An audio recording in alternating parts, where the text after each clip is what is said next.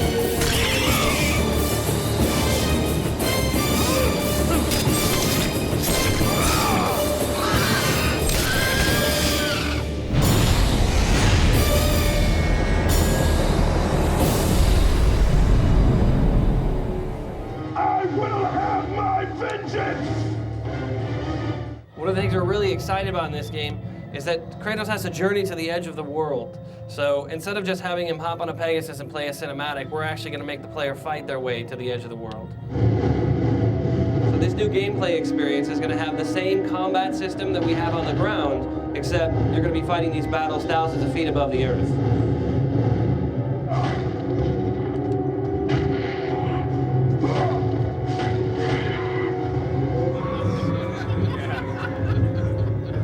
So that part of the game is actually not necessarily directly linking up to this next part of the game. We wanted to give you guys kind of a diverse experience. So as in the last game, we're really kind of mixing up the environments.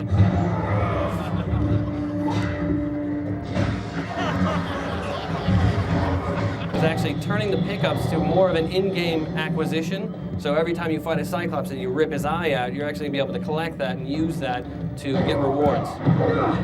Help me with these beasts! I have found the secret of Medusa's temple! This is really showing that idea that Kratos isn't the only one on the island seeking out the Sisters of Fate. There are many heroes throughout mythology that are actually trying to change their own fate. And the enemies that we're bringing back are not just going to be sort of the standard size, we're actually going to be bringing back some of the other larger sized enemies. Now we're all the way back to where we started, and I'm actually able to use the Golden Fleece to throw the Medusa's beam back and turn the door to stone. And that is our little sneak peek into the E3 demo. So I'm Stig, art director on God of War 2, and we're going to take a look at some of the lost levels of the game. During the pre-production stages of God of War 2, there was a lot of time spent developing different art concepts, not only on paper, but in 3D. We had a lot of new environment artists start on this project. Almost more than half of the environment team was fresh from other companies, and one of the things that we like to start them with is kind of building these test levels that gave them a chance to learn all the different techniques that we had created on God of War 1. But at the same time, it was good for the whole team because these guys came, you know, they were kind of the rock stars of the companies that they worked at before, and they came here with all sorts of different techniques and methods which they shared with the rest of the team. That's a big reason why you've seen such a big jump in the graphics between God of War and God of War 2 is because we got all these fresh ideas. The lost levels, they're not only a good proving ground for the artist to prove himself that he understands the tool and the technology, but it's also a good proving ground for the technology in general. Designing something like like a Pegasus level is something that's very challenging for an artist because we've never done anything like it before. Everything from just the way that we build the geometry at a different level of detail because it's farther away from the camera to little things like the effects. This is kind of the canyon run stuff that we didn't get as much of it or any of it as we wanted to get. Atlantis was going to be an entire world in the game, and we lost that one too, unfortunately. Maybe it'll come back some other day.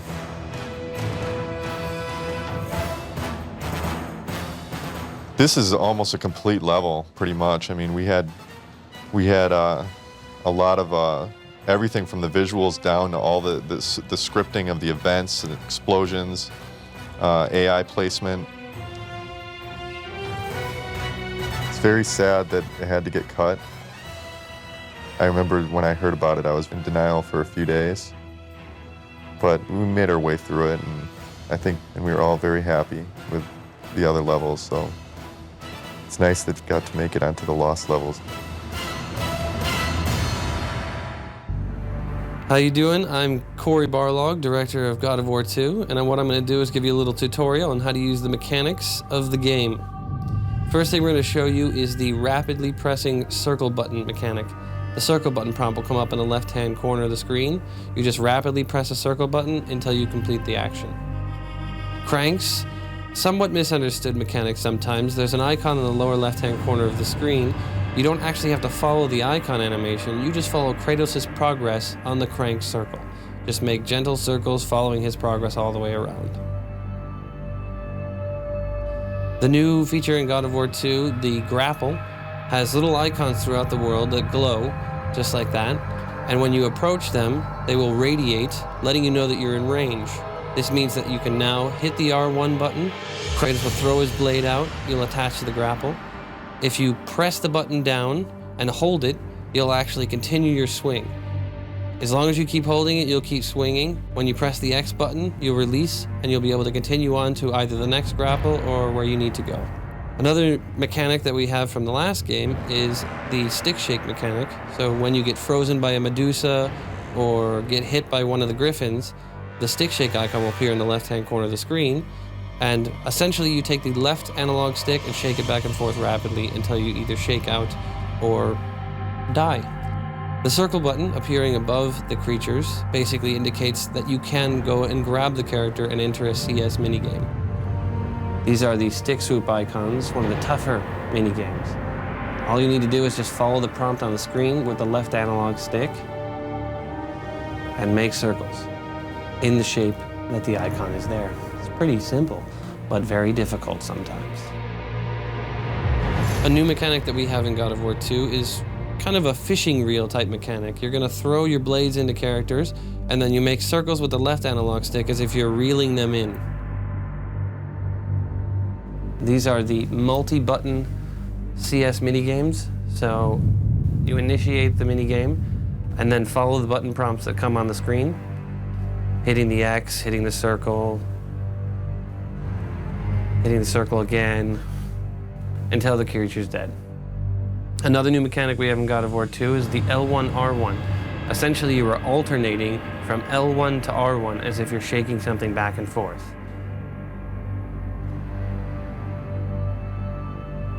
These are the Amulet of the Fates statues.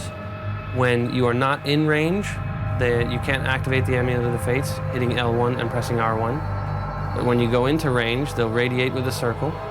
And then if you press L1 and then R1, you'll activate the Amulet of the Fates, which slows down the world time. Rage of the Titans, activated just like Rage of the Gods in God of War 1. You press the L3 and R3 command, the two analog sticks, press them in.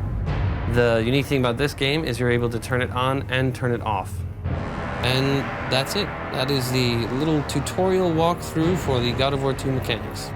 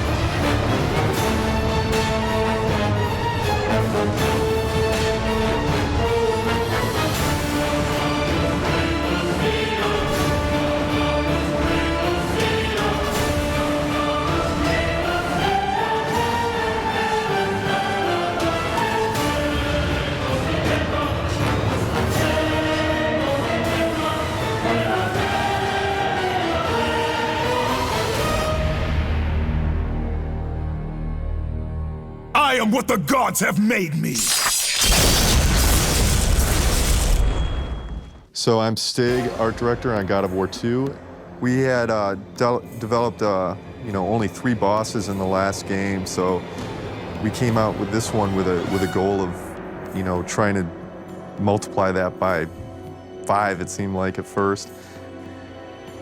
Icarus was an interesting boss too, because it was just trying to bring this almost like Aqualung, Jethro Tull type old disgusting man and making him just look as crazy and evil as possible, but at the same time there's a little bit of comedy to his character, as well as the Fat Medusa. I mean, obviously she's grotesque, and she feels very much like she's part of the same family as Sister 3, which is another one of these giant grotesque beasts. Sister 3 had to, very challenging character, we had to make sure that all of the stuff that was coming through in the concept, all the threads, the fat, the grotesque pus and pimples, and we could pull that off in 3D. And there was a lot of back and forth going between concept and the final product. And we ended up pretty much all of the boss characters that we originally we ended up creating for the game, which is pretty impressive. Hi, my name is Andy Park, and I'm one of the concept artists on the God of War 2 team, and I'm talking about the God of War 2 creatures. God of War 1 created a mass array of different creatures that more or less the audience is aware of, like the Minotaur and Cyclops, all the creatures from Greek mythology. God of War 2 has a lot of those same creatures, but they really try to take it to the next level. We're always trying to create creatures that are really just cool to look at and also to play or fight against, but we also want to always keep the mythological look. It always has to stay Greek, and that as a concept artist, that's the challenge that we faced. A group of 6 or 7 of us that we had on this team, not steering too far away from the Greek and the mythological look. We did take the Minotaur and the Cyclops and a lot of the creatures from the first game and kind of give them a different spin, a different look.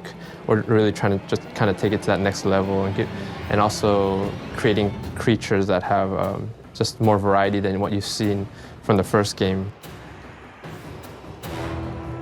There's just so many different creatures in Greek mythology. Unfortunately, we're not able to have all of the creatures in this game. Hi, my name is Siso Kim. I was responsible for the environment concept on God of War 2. Previously I worked on God of War 1 with Dave Jaffe. It was a really difficult process, first game, and coming out from the 3 years experience on the first game, it really got me burnt out. And luckily, second time, we had a little bit more freedom on creativity to go a little bit more free on the design, the environments. And one thing that I learned from the production was that because I easily get caught up with try to find the solution in architectural details, which was wrong because that sort of limited myself to use different ideas. And now I understand the game better because this game is about the God and it's about this larger than life. It's all about the nature and about this crazy thing happen because what that mutual power is like jealous each other or try to overpower each other. And by knowing that, I mean, it's not just about architecture, it's about understanding how the world is going to be set and how we can push it to make it just bigger than what people can imagine.